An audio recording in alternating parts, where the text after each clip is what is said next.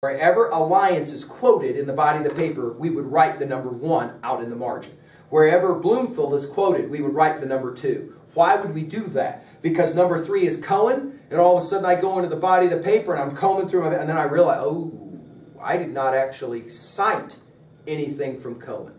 It's not in the paper.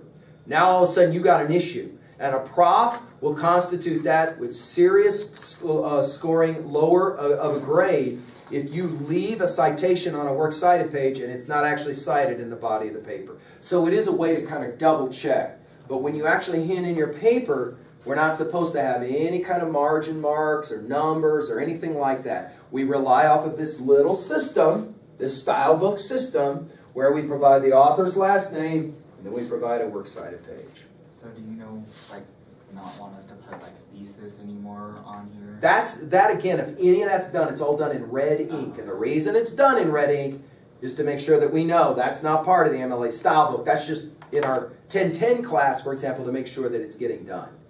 Right? Good question. Now there's one wrinkle about all of this citation stuff when we go into our 1020 class. Okay? And our 1020 class is our literature course, where we're going to be given a text to read like Hamlet. And we have to write a paper about the play Hamlet, okay? But as part of that paper, we also have to show that we've got research that we found. Lots of people write papers on Shakespeare and on Hamlet, right? So we have a little distinction that we make with literature papers, where we have two different kinds of citation. We have what we will call, in the 1020 course, internal validation and external validation. To use my Hamlet example, internal validation, anytime I'm quoting from the actual play Hamlet. So this would be the actual text. This is an assigned text. Or let's say, for example, that you're in a history class and the prof makes you read the novel by Steinbeck, Grapes of Wrath, and then you have to write a paper about the Dust Bowl, okay? Well, if you're quoting from the assigned novel or text or whatever, you're going to cite from that, and you will put that one time on your works cited page. Okay.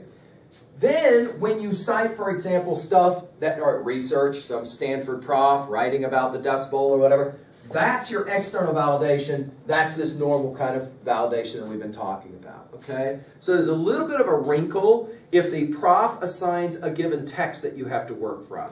Okay? So you'll quote from the play Hamlet, but you also will be quoting from the research that you're finding out there on databases and elsewhere. All right? Now, this is one of the sticklers of all sticklers for college profs. Okay? Big time challenge. You have to make sure that you're doing it correctly. The simple question for you is, look at 778, 779. If I am listing any of these on my works cited page, then they better be quoted in my paper somewhere, either directly or indirectly. All right? Very simple. Now, how is this different from what we've been doing in the past? Well, notice, we kind of took little steps, didn't we? To start with, I said, just write a paper and find some material, put it in your paper, and then at the end just list the places you went to look. I didn't say anything about alphabetical order. I didn't say anything about how you would do it in the body of the paper, correct? Now we're moving to the next step. And the next step is, now we've got to make sure that we are following the MLA style book correctly. All right? Okay, questions, comments. So what's going to happen? Well, we're going to go back and we're going to look at Chapter 4 and Chapter 5. And right away, the first question we're going to ask is, have I actually followed the prompt correctly? Whatever Chapter 4 or Chapter 5 is asking me to do. Then, I'm going to pay particular attention to my citation method in text as well as end text, right? And I'm going to have a works cited page that will obviously show that I understand this MLA style book game. Okay? Very, very critical, hypercritical, that we are following the rules assiduously. Now, to help you with a lot of this information, I put together a little data packet for you. Go ahead and look at it now. It's just a resource packet that I use for both 1010 as well as 1020 classes. The front page is like a table of contents. For the first 2 pages, you're going to get some online database information that will correlate with some of the information that Overcast is presenting on LearnStrong. Page number 3 will give you a different kind of grid to look at the databases that I recommend that you're drawing your information from. This is all Go Wild stuff. Page 4 is your Noodle Tools information, and that will correlate to some of the information that Overcast is presenting. By the way, if you want, you can always set up a meeting with her, come in and talk with her in our school library here at the high school, and she'll go through that information with you face to face. Sometimes that's faster and easier than doing it by looking at the tutorial. But for sure, don't do that until you've watched your tutorial, just so you know what it's about. Page 5 will give you some information about citing internet sources. Page 6, 7 will actually give you MLA stylebook examples. So right there, I've given it to you. Page 8 you've already got, but I gave it to you again. This is your skeleton guide. Page 9 through 14 is the very paper from Axelrod Cooper. So that allows for you to write on this packet. This packet is yours. You get to keep it. Pages 15, 16 is actually pages 7, 78, 7, 79.